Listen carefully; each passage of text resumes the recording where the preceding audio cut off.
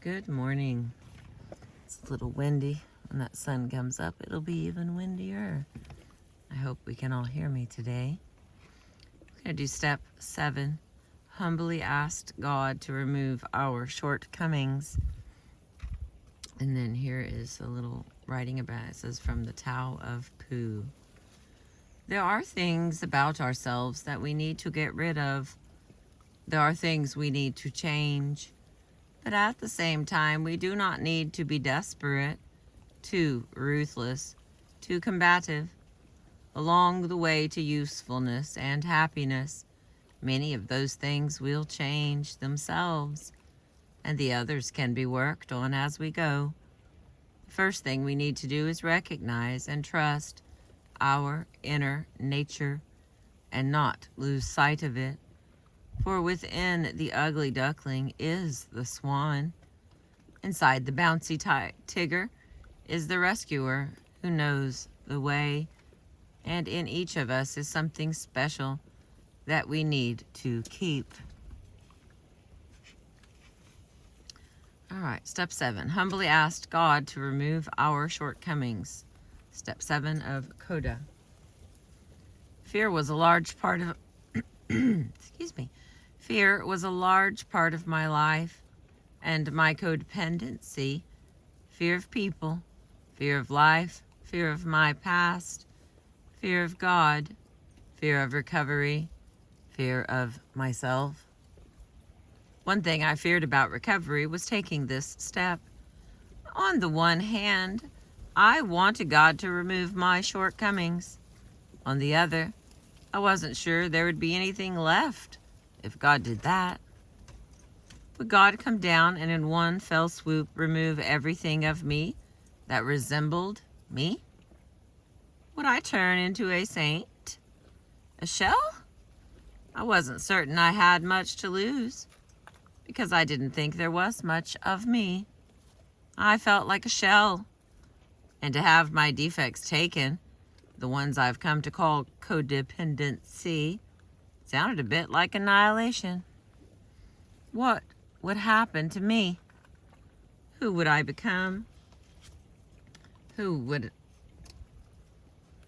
I have a personality? Would I become a recovery robot, chanting jargon, smiling sweetly? Would I lose the things that made me uniquely me? Would I lose my passion? The quote at the beginning of this chapter is longer than most, and it is long intentionally. It needed to be because it has something important to say. Yes, there are some things about us, about you and me, that we need to get rid of. But we need to keep who we are, ourselves, our inherent personalities, and the traits and qualities and idiosyncrasies that make us special and unique. When we specifically take this step, God doesn't come down with a vacuum cleaner and suck out all that is inside us. God doesn't take my personality. God doesn't remove me. The puppy is in here eating food, so the crunch, crunch, crunch is not me having ventriloquist skills. Okay, God takes only those traits that restrict and stop me from being myself. Some of the more defeating traits will be removed. Many will be turned upside down. There is a negative aspect to a trait like obsessiveness, and often there is a positive side to that same trait. Obsessiveness turned upside down becomes determination. Some of my defects needed to be refined or tempered. For instance, caretaking, focusing on others to the detriment and neglect of myself, can become love for self and love for others. That love can be manifested in a nurturing, life-giving way that holds me and the other people in esteem. Fear, I've learned, is one thing, that can just plain go, unless it is telling me not to walk in front of an oncoming truck.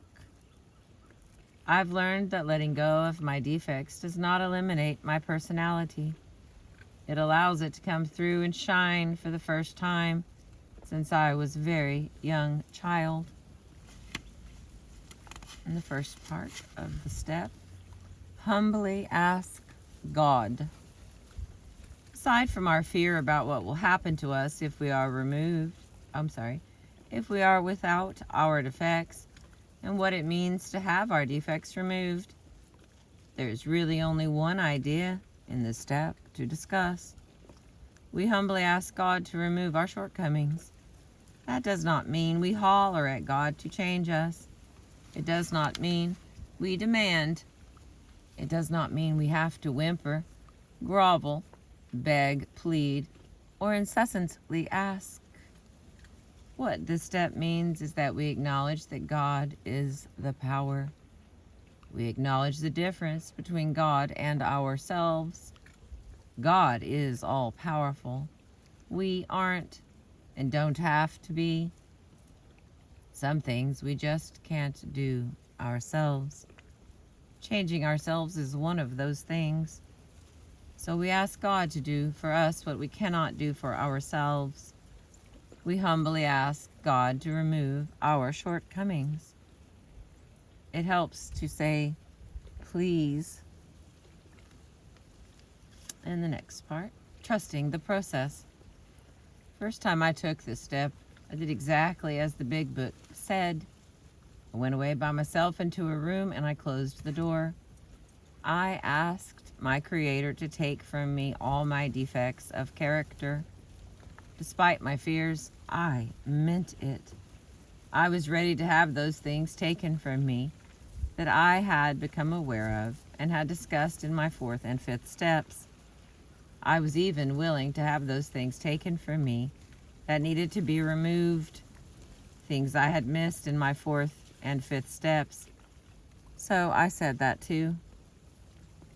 I meditated for a while, then prepared to leave the room, wondering what was going to happen. Was a bolt of lightning going to strike me? Would I go to sleep that night and wake up a different person the next morning? Would I recognize myself? And how much of this changing did I need to do? Did this mean I had to try to be perfect from this moment on? I didn't understand the process I had begun. I still don't fully understand it, but I have learned to trust it. It is a gradual process, a healing process, and a spiritual process.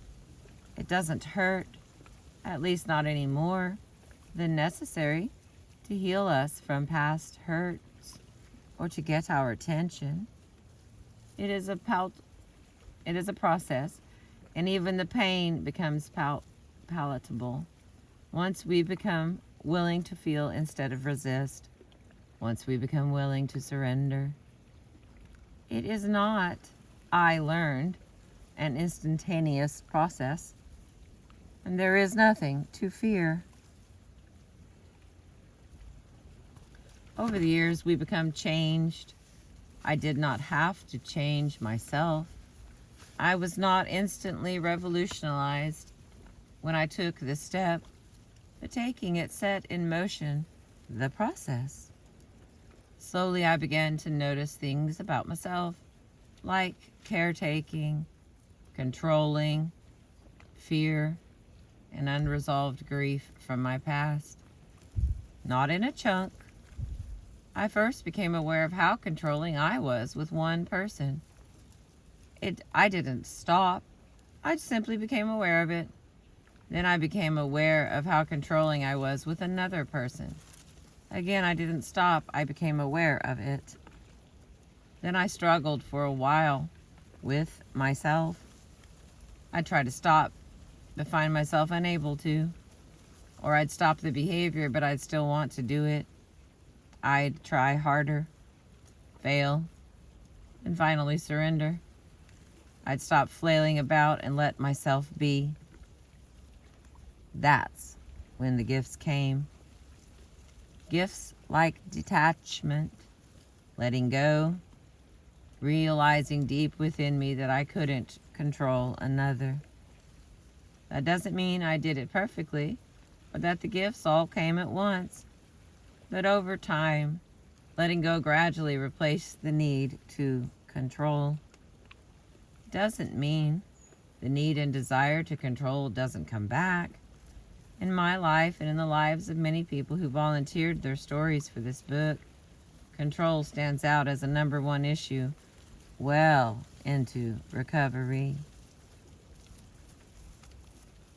Some of that we accept, stay alert, become more aware, to catch ourselves, but let ourselves learn and grow. We develop a certain gentleness and compassion with ourselves for our humanness. Let the transformation happen. I found that some of my most problematic issues are sometimes transformed into helpful issues. For instance, when I was a child, I was alone a lot. I didn't connect with people and had few friends. For several years, while others were attending school and socializing, I was ill and had to stay home alone, studying by myself, isolated from people. I had many feelings about this part of my life. Once I accepted this part of my life and was able to say thank you for it, even though I did not mean it, I was able to see the girl I had gotten from it. Learning to be alone, learning to study alone, learning to be an independent thinker became one of the traits that qualified me for my present occupation, that of being a writer. A negative became an important positive in my life. I am in awe of the many ways gratitude, acceptance, and working this program can transform us and transform some of our most troublesome traits. For years, I deprived myself out of martyrdom, or sometimes for no reason at all. Once I was able to channel this ability, I learned how to deprive myself temporarily in the course of working toward goals. I have seen many people recovering from codependency go without, struggle, and deprive themselves for no reason, or in the hopes that doing so would salvage a particular relationship. Once their recovery was underway, I have seen these same people take that ability to endure, push forward, and go without to help themselves get through college, or start their own business, or do something else that benefits them. A character trait was rechanneled. The desire to control can be tempered with appropriate boundaries and respect, and then channeled into management and leadership abilities. All the energy we put into despising and disliking ourselves can be turned positive, can be used to love ourselves. Some of the endless caretaking and caregiving we give away to the world can be turned toward us until we truly learn to love and take care of ourselves. And on it goes. Yes, some things we are better off without. Some things will be turned upside down. Some things we will work on with God's help over time. Some things we will just learn to accept. Perhaps I will never be a good cook, and I'm not certain I care. I accept that about myself. If ever it is to change, it will, but for now I am not interested in changing that particular trait. Some things I do well, some with mediocrity, some not at all. That is okay. The longer we work these steps, the better perspective on ourselves and our past we gain. The more fully we allow healing to take place concerning our pasts, the more we will see and be open to receiving the gifts from our past. Once we work through our bitterness, we will be able to receive the gift from each relationship. even the most painful ones. We will be healed. Self-love and love for others will come to us. Perhaps the most healing gift of all is self-acceptance, an immediate, ever-present acceptance of self, of all we are and have been, and of all we have been through. The more we can accept ourselves, the more we will naturally evolve into who we are destined to become. This step does not absolve us of self-responsibility, but we don't have to worry and fret. We don't have to force ourselves. We don't have to force our recoveries. We don't have to abase or criticize ourselves further because we are unable to change something about ourselves. Our primary task is acceptance and self-love. From that place, all good things will happen and come to us.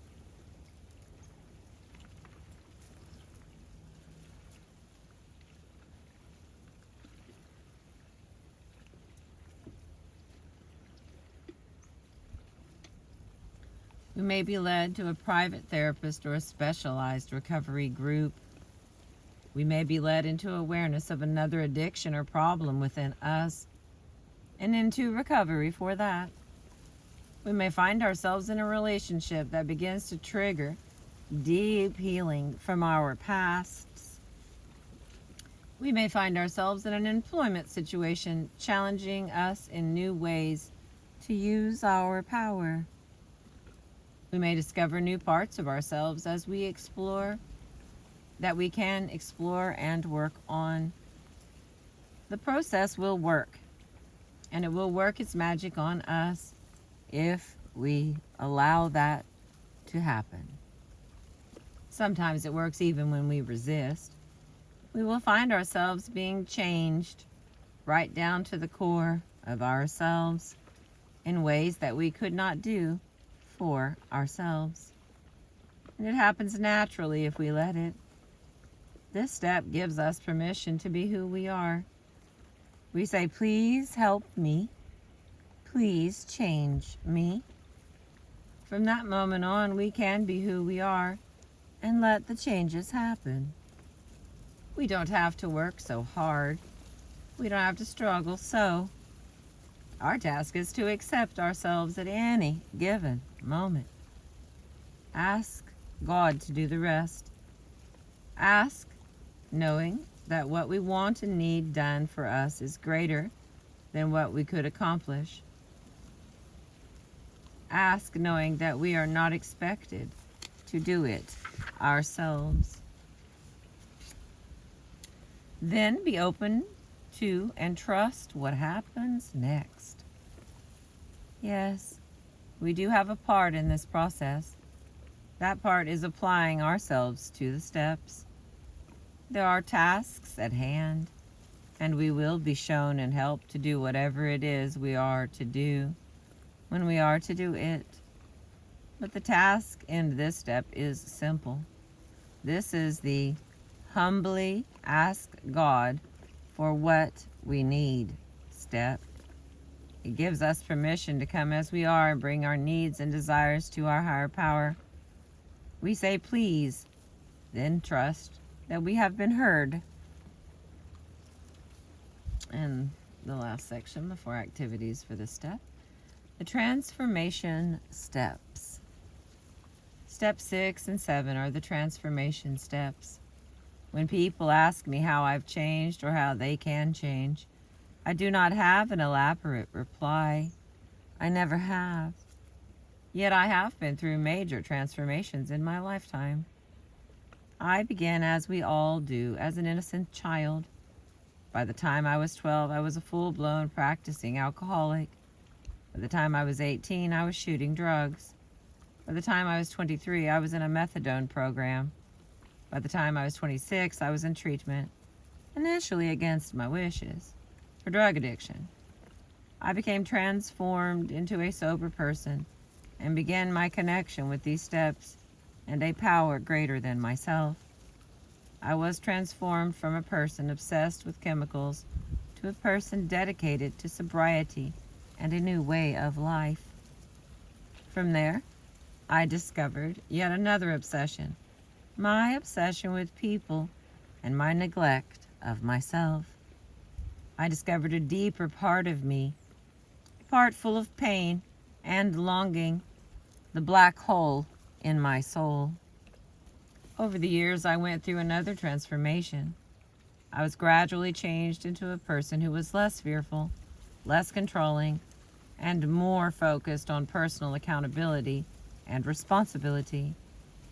I was transformed from the original martyr into someone dedicated to being good to herself. I learned to deal with feelings. I began to be healed from the backlog of feelings from my past. I even saw my past transformed and began to understand the gifts from all of it, even the most painful moments. Daily transformation takes place, and I am finding that the longer I live, the closer I come to that wonderful, innocent child within, the closer I come to the way I started. Yet there is another person with me, a person who has traveled with me through all the years, who has learned to survive, learned to stand alone, learned to lean, learned to care, and is learning to allow herself to be cared about. With me is that person who has experienced much of life, often the hard way, and I'm learning to treasure and value that person too, and all of her experiences, for they are what has made me me. When people ask me how to change, I cannot give a long intellectual lecture. I cannot preach. I cannot even boast. What I can offer them and you are the core tools for change and transformation in our lives, the 6th and 7th steps.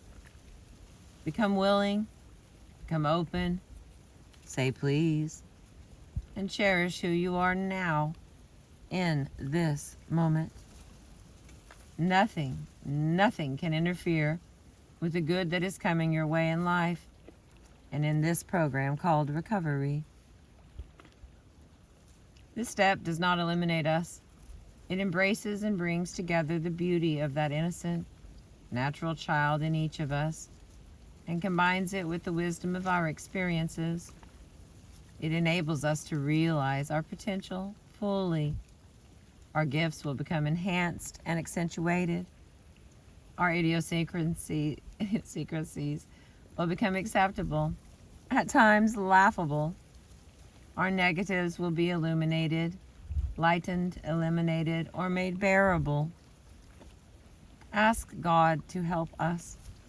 Ask God to change us. Ask God to heal us. Become entirely ready to have God heal us. Then humbly ask God to do that.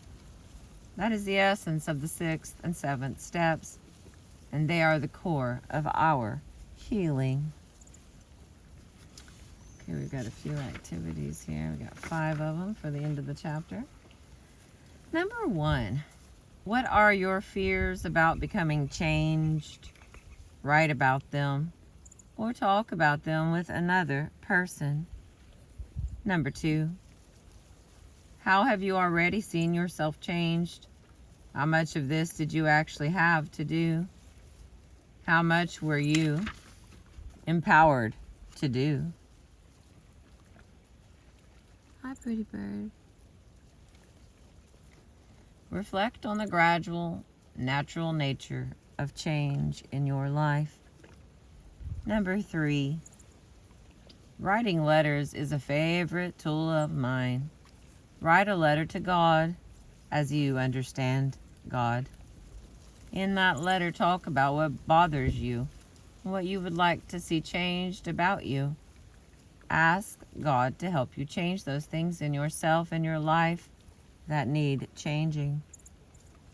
Number 4, if in doubt about what character defects to work on now, ask God to show you clearly what issues in your life would be improved if you would work the 6th and 7th steps on them. And number 5, do a creative visualization about yourself. Visualize in your mind yourself as you would like to become. See yourself doing and being all that you would like to do and be. Then let it go. Come back to now. Affirm that who you are is good. Affirm self-acceptance and self-love for yourself in the present moment. All right, that puts us, we are on page 118. That is the end of step 7. Let's give a little flash at the old booksy here, the one that we're working on. This lady who writes things. Hi, pretty birds. Got some birds in the bushes here. Thank you for being with me this morning. I appreciate each one of you that take the time to view and listen to these videos that I make. It means a lot, even if I don't know who all it is. I am thankful that this information is at least affecting one other person, because that's all we really get, huh? It's one at a time. One person, one life. I appreciate you. Thank you for spending your morning with me.